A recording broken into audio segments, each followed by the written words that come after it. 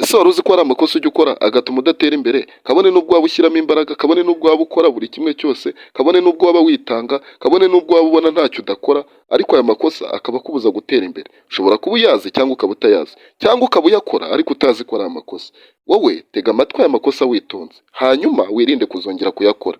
Nzi neza yuko nyuma yaho uzatera imbere numara kuyakosora. Kurikira.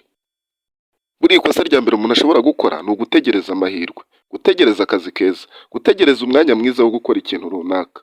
Ibi ngibi ni ikosa rikomeye. Ushobora gutekereza ukavuga ngo se wowe ibi uri kuvuga noneho uragira ngo nkore ikintu ntaraba tayari, ntarabona igishoro, ntarabona amahirwe, ntarabona akazi keza. Aha ngaha uri kwibeshya cyane. Ntabwo umuntu atera imbere kubera ko yatangiriye ku kazi keza. Nuganira n'umuntu ufite akazi keza gahemba neza, uzamubaza ikibazo gikomeye. Uzamubaza uti ese watangiriye ku mafaranga angahe? Azakubwira amafaranga yatangiriyeho. Uzatungurwa kandi uzumirwa. Buriya akazi kabi kaguhesha keza.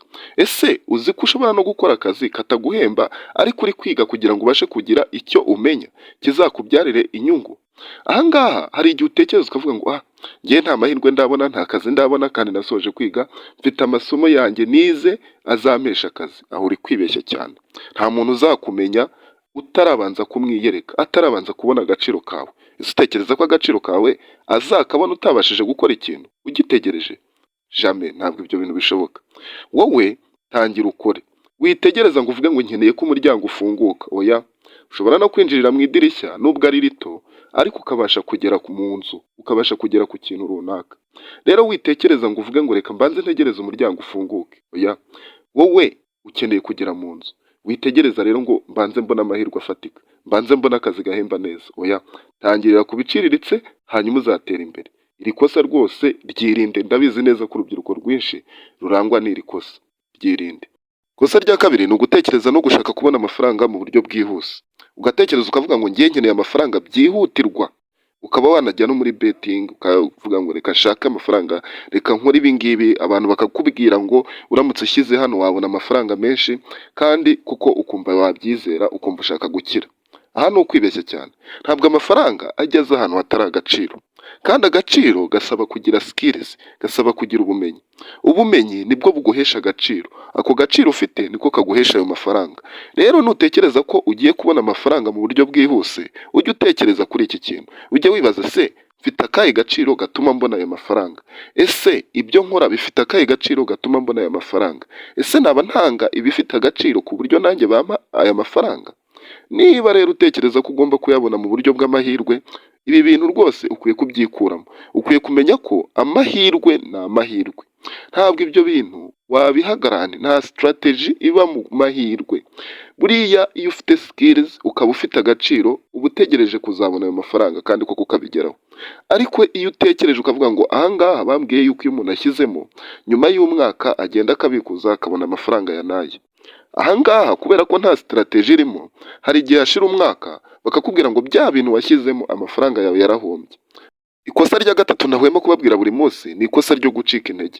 Buriya abantu benshi batangira imishinga yabo, bakiga neza, bakumva ko bakwiye kwiga kandi bakagera ku bumenyi bifuza, kandi mu gihe gito, kandi bakanabimenya.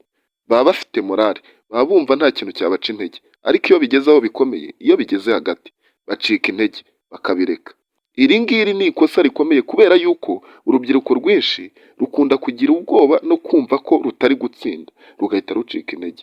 Rukunda kubona yuko intsinzi iri gutinda, amahirwe yarwo ari kuboneka ariko ntaboneke neza. Kubera iki? Bari kubona yuko ibyo bari gukora bitari kwihuta, kandi hari abandi byihuse, hari abandi bafite ibikorwa runaka, ibikorwa byiza cyane kandi bifite amafaranga, bifite agaciro. Wowe rero bikaguca intege. Aha ngaha uri gukora ikosa rikomeye cyane. Ukwiye kumenya ko itandukaniro riri hagati y'umukire n'umukene ntabwo ari uko umukire afite skills zirenze cyane, ari umuhanga cyane, ari igitangaza. Oya, itandukaniro rihari namenye neza ni uko buriya umukire ntabwo yigeze acika intege. Ntabwo buriya umukire yakize nta mbogamizi yahuye nazo. Uribeshya cyane.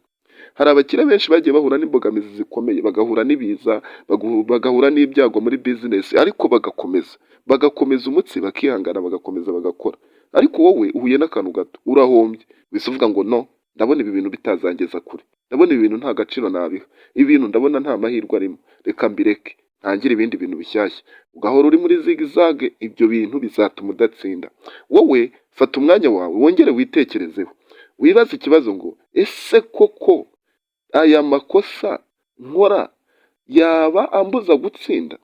Wongere witekerezeho, niyo usanga ufite rimwe muri aya makosa wongere urikosore, wongere witekerezeho. Nta kindi izi motivation zimaze, ni ukukumotiva, ni ukukugira umuntu wa nyawe, ni ukukwibutsa uwo uriwe, uri umuntu wo gutsinda. Muri iki gihugu gifite umutekano, muri iki gihugu gifite amahirwe adasanzwe, ntabwo tugomba gucika intege, nta nubwo tugomba kuba broke, ahubwo tugomba gutsinda, tugomba kugira amahirwe, tugomba kugira amafaranga, tugomba gutera imbere. Ibi twabikora, tubikore mu buryo twabonye twakemura, reka tubikore, reka dutsinde.